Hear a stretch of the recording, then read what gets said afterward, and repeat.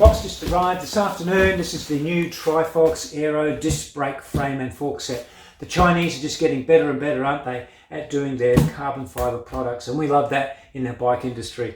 So we're going to do an unbox, see how well it's packaged first for their product. Then we're going to put it together. I'm going to take apart another bike, probably that one there, which I'm not showing you. It's the R8000 Ultegra, good enough, hey? We'll put Ultegra on this and another set of wheels I've got, hydraulic brakes, of course, disc brake. And then we're going to take it for quite a few test rides as we do, put it through the mill with the guys and the bunches and that, and see how it performs. So let's first unpackage it and see how well it's packaged. Now, the reason we show an unboxing is so that you can see how well a product is packed. After all, it probably travels halfway around the world before it gets to you. Loose foam, loose foam, loose foam, lots of loose, more loose foam, more loose foam. The frame and the fork, sticky tape and packaging. Yes, very well packaged.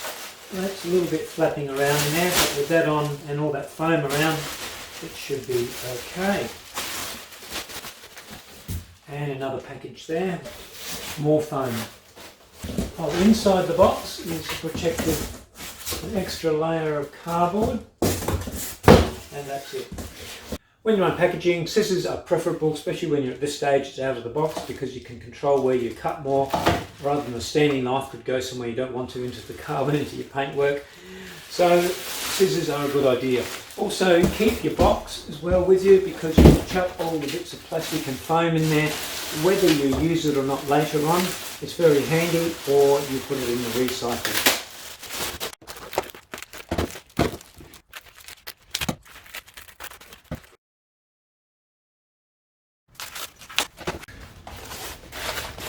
First exciting bit,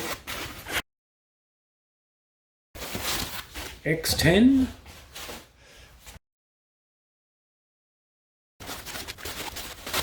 There was definitely plenty of foam protection around this frame.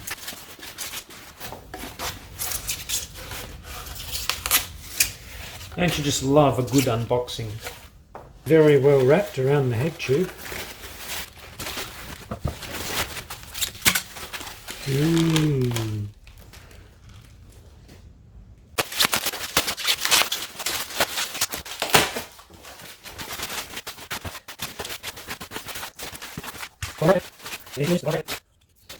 Threaded bottom bracket.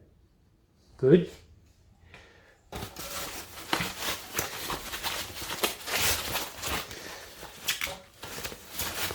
This comes with the through axle there. Fork. I must say, it's extremely well packaged. I tell you, in YouTube reviewing you get to unpack a lot of products, and this has got to be the most packaging I've seen on a product so far. Good. Always must have something between the forks here to stop them being compressed, even if it's a piece of wood. However, I did leave something out. Because it's a through axle, it does move. So I would have liked to see something in between here, and we'll just check out the rear stay as well to stop it from being impacted in any way and compressed together, because that could easily be pushed and cracked down at your crown or along the blade somewhere. So you must stop that moving from out or in. Okay. Well, I'll say it again, I've never seen so much packaging on a product. Sort that out later. Oh, more. So here's the frame in all its glory. This colour scheme is called camo, short for camouflage, I assume. Now, if you like to see carbon fibre weave, you're certainly going to like this frame set. The carbon layering is done really well, finely sanded and with a glossy clear coat that sets it all off well. Large chunky bottom bracket area, whether it's stiff or not we'll find out later, but it certainly looks good. Logos are placed well and not overpowering like some big brands. As for the camouflage effect, it isn't painted on the frame, but decals under the clear coat. Nice flowing rounded corners where the stays meet the rear dropouts. The Trifox logo is very bright yellow, almost fluorescent. That concave shape under the X is clearance for the tyre in case you're using 28Cs. And a fox head logo on the head tube. Along the top tube, well placed decals, and there's that nice high gloss finish again. And then back to the carbon fibre weave. Now the first thing I'll say is this frame set is not designed for fully integrated cables. So forget your fully integrated cables, because you've got here rear derailleur cable insert, and on the other side you've got your front derailleur and your rear brake inserts here. So your cables are going to be on the outside, not through your headpiece. And on the fork, because here your cable comes through the outside here and comes through the inside there, which is normal. But here, instead of going through the fork steerer, it comes on the outside. So you're going to have fully exposed cables on your frontal area. One part here, that is the seat post clamp. Yes, here we go. It's the headset bearings and the races and a compression plug. Then for the rest of the frame, back from the headpiece, all your cables are in the frame, so that's good. Your rear derailleur, your front derailleur comes up through your bottom bracket here, and then your rear disc brake hose as well. That's all concealed, so that's okay. It's just your frontal area that all your cables and hoses are going to be exposed. Which is a bit of a disappointment for an aero frame in 2021, considering they're mostly all got fully integrated cables now. The headset bearings are 1.5 inches for the bottom race and 1.125 inches for the top. Okay, weight starting at 0. The front fork is 350 grams. Frame is 1,200. Don't know if you can read that. So 1,200 grams. Seat post is 227 grams. Now, while the carbon fibre work looks nice on the outside, what about the inside? Let's take a look. So starting off with the head tube, the first thing we see is wrinkling of the carbon work. Pretty much you're always going to see wrinkling at the joints because you're trying to make flat sheets of carbon bend into round shapes. A still picture helps. Here you can see the down and top tube coming into the head tube, and so there's some awkward shaping to do, hence the wrinkling. The front area of the head tube, however, is smooth and even carbon layering because a straight tube is much simpler to fabricate. Here you can see a few little excess bits hanging out, no big deal. But then up near the head tube there's a piece of what looks like electrician's tape. It's not, it's a hard sheet of carbon. So what's it there for? Is it a patch? I don't know. Maybe someone out there can tell me. And not far from that patch, under the top headset bearing, is some overhang which is quite sharp if you run your finger along it. On the positive, very nicely formed head cups for the bearings to sit in, couldn't fault them. Having a closer look at the bottom bracket, you can see both the BSA cups are joined by a semicircle of aluminium, like a cut sleeve. This gives added strength to the bottom bracket between the cups, but also allows access to the cabling to the rear stays, seat tube and Dowton tube. Quite clever actually. Taking a closer look at the carbon work, it does look pretty rough, doesn't it? Just looks like they've shoved the cups in and glued them in place. But as messy as it looks, it's amazing how strong it can still be. A look at the cup on the other side, you can see excess glue there, but better too much than too little. There's quite a bit of wrinkling here in the carbon work, but that's what you get when you try and make a round shape with straight sheets of carbon fibre. Having a look inside the rear stays, it was too difficult to get good video as the plastic insert kept pushing the camera onto the side walls. So I wriggled the camera around till I got a good clear view, took a shot, and here's the right hand stay and here's the left hand stay. Nice clean flat carbon work, and that's because the stays are basically straight tubing. Seat tube. Although it's not a round tube, for its shape the carbon work is very nice. So, how they say, nothing to see here. Looking up the seat tube from the bottom bracket, you can see the riv nuts for the bottle cage and the front derailleur. Pretty standard, drill a hole and press them in. It would have been nice to see a bit of glue on there as well. Looking from the top where the seat post goes in and the plunger clamp area, all very good. Now, for all the scrutiny and measuring you can do on a frame set, there's one thing you can do that will determine a frame set's eligibility to be used at all. So before you even begin to do anything, take a look at one thing. It's this. The steerer tube. So why the steerer tube? Because it can mean the difference between you riding along, completely enjoying your ride, or ending up in hospital. So to the best of your ability and that your resources allow you to, take a good examination of the fork steerer. If you find it faulty in any way, either replace the fork completely into this frame or scrap the whole frame set. So here's some examples of what to look for. This one has a big gouge here. There's some splitting going on here, blotches, whatever they are, and a big hole happening up here. Honestly, this fork is so bad it shouldn't exist. This one has carbon layers peeling away, voids or gaps in the layering, holes and chunks of carbon missing. Don't know what you'd call this one, but it looks mighty untrustworthy. And I thought I'd just throw these two in to exaggerate the point. So let's check out the Trifox fork, starting at the crown and moving slowly up to the top. All looking very good. You can see this straight line going all the way down the steerer tube. That's common when you're forming a straight tube out of carbon fibre. A cross section from the top of the steerer tube, that's fine. A chip right up the top, but that will be cut off anyway when we size the steerer tube. The crown where the race and bearing sits, very clean and square. Looking inside the steerer tube, it looks okay for the first inch or so. Then using the endoscope we can see further down. Looks very good, and you can see those forming lines going down the tube again. So to me the steerer tube checked out okay, except for that little chip up the top at the beginning. But of course, once we put the fork in and measure the stem height and chop the steerer tube off to the right length, that's not going to be an issue.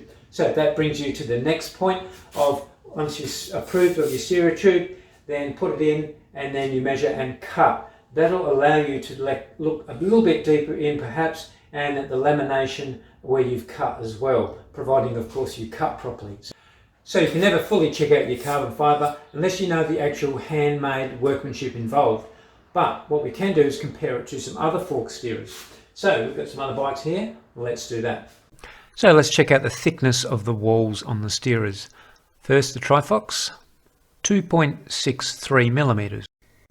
Canyon Air Road, 1.96. The Orbea Orca Bronze, and incidentally this is the 2012 model, and back then the frame and forks were made in Spain. That's right, not China. 2.19. And here's a Yolio R12 frame set, 2.56. And you know what's interesting? The Canyon doesn't have a compression plug, just a plug to pull up on the top cap to snug up the bearings. That's how it came from the factory, and they say it's fine. And while we're looking inside the Canyon steerer tube, there's those forming lines that go all the way down. Let's have a look inside the Trifox seat post. Very nice, very clean, very even. The seat post is proprietary, so the shape of the seat post is matching the frame. Unfortunately, when trying to put the seat post and plunger clamp in together, the fit was too tight. This left 2 marks on the seat post because the clamp shape didn't match the seat post shape. Filed the clamp and everything fitted okay. Of course, this shouldn't be necessary. Greased the plunger bolt thread, carbon pasted the seat post and outside area of the plunger clamp. And all fits perfect now. The bottom bracket threads, having a close look, they're well defined and clean, except for a little bit of a stain on the other side, as you can see there. So let's try fitting in some standard steel cups. So it's a right hand thread for the left hand side and left hand thread for the right hand side. No problems, very good here. The hangers, both front and rear, are really well made, well machined, and they're both replaceable. So you should be able to, if you have to damage them, usually the rear one, Trifox, they should have spares. So take off front and rear hangers and check the bolts, make sure there's lubricant on there, some grease, because you may get some seizing over time between the aluminium and the steel bolt. So always take them off and make sure there's grease on there. Seat pole bolts, bottle cage bolts. Here's a dry bolt on the bottom bracket cover. And of course put a bit of grease on the through axle threads for your frame. Having a look at the rear brake caliper mount, very clean, very flat. For the front caliper on the front forks, very good, very clean, just a little bit of overspill of paint, nothing that can't be cleaned up. This frame's supposed to take up to 28C tyres, so let's try them out. The 28Cs, no problems, they fit. Still a little bit of clearance to go. I don't think you'd be able to fit 30s on here, so 28's exactly right. Now the shape in here, I wondered about that. Well, that's how close it is with the 28s. If you didn't have that shape there, you wouldn't be able to fit your 28. So it's a pretty close sort of frame. It's almost looking like a track frame, short wheelbase. We'll measure that now. Different brands and models vary in their geometry, which affects the way a bike feels and performs. This Trifox frame has an ever so slightly longer top tube in relation to its seat tube, which gives it a slightly longer and lower feel at the front end. So it leans towards a more racy and aggressive feel than relaxed. Now, if you've ever been bamboozled by a geometry chart, don't panic. There's really only two measurements that are most important. And to get the right size frame for you, you really only need to know the length of the top tube. So measure your total height. Let's just say you're 179 centimeters tall. That'll put you on a 54 centimeter top length tube, size large. There's always some slight variations, but this chart will certainly put you in the ballpark. One last thing we can do, I've got frames lined up here, is we're going to test out the flexibility of the rear stays and forks, just by using my hand and just feeling what it's like. This is the Yolio R12 Trifox, the older Yolio R6. Oh, that moves more, you can see that.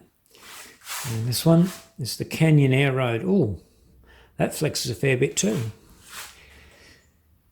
These two are about the same. The old Yolio R6 and the Canyon Aero. Whereas the Trifox is harder to push in, and so is the R12. They're about the same stiffness on the back, stiffer than these two, which flex more. You can see. Ooh, I'm surprised. The Canyon Aero. Let's try the front forks. Yolio R12. Yeah. Trifox. Yeah. Yolio R6.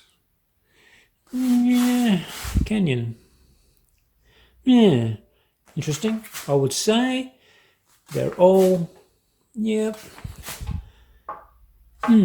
all about the same. So let's summarise this Trifox X10. First of all, it's both mechanical and Di2 compatible. You've got soft grommet up here and soft grommet down with your front derailleur there, as well as the other holes for your mechanical, so you can use either. Secondly, I'm going to use this integrated bar and stem, even though we're going to have cables at the front, well, because it looks good. I love the look of integrated bar and stems. Now, I went third party with these ones, ISR brand, got them from eBay brand new for a good price. Now, Trifox actually do an integrated bar and stem as well, and I didn't know. If I knew that, I would have got them to throw them in the box as well, throw a set in, and I could have tried them out for you as well. But nevertheless, maybe another time. So, integrated bar and stem looks great on this frame. Now, some pluses and minuses with this frame set. I've written them down here. And first of all is the packaging. Remember, we didn't have the spacer blocks between the axles. It would have been nice to see some spacers to stop the forks and the rear stays being crushed in transit. So that's number one on a negative. Secondly was the patch on the inside of the head tube there. It's obviously not going to affect performance. You certainly can't see it from the outside, but nevertheless, it is there. What is it there for? Who knows? And that goes into the third point of slightly messy carbon work on the inside where your top tube and your down tube meet the head tube area here. And same with your bottom bracket, just ever so slightly messy. Of course, you can't see that on the outside at all. Nevertheless, we did see it was there. And the fourth point was the C-clamp. Had to file that C-clamp plunger there. Shouldn't be necessary, but we had to. And anyway, everything fits fine and no problem. Bit of carbon paste seat post, everything is honky-dory. Now the pluses, first of all, is the finish. They've sanded the carbon really well, and then they put the decals on fairly well, and then the paint finish, the gloss, just sets it off beautiful. And as I said before, if you love the carbon work, you're going to love this frame because you can see your carbon weave through many points on this frame. Very well done on the decals and the paintwork. Another plus was the dropouts, both the rear and the front, excellently machined. Obviously they've outsourced them and brought them in, very well made, and the fitting to the frame are excellent, and they're both replaceable if you have any problems. Usually the rear hanger you do if you have an accident. So thumbs up for that. And the last good point I'll mention is the bottom bracket threads. Extremely clean and lined up properly. Excellent as well. Of course, you can analyse and take measurements of a frame set as much as you want, but the true test of a frame set is to put it together and actually take it for rides. So I'll do that soon, put it all together, take it for rides, and we'll let you know how we go.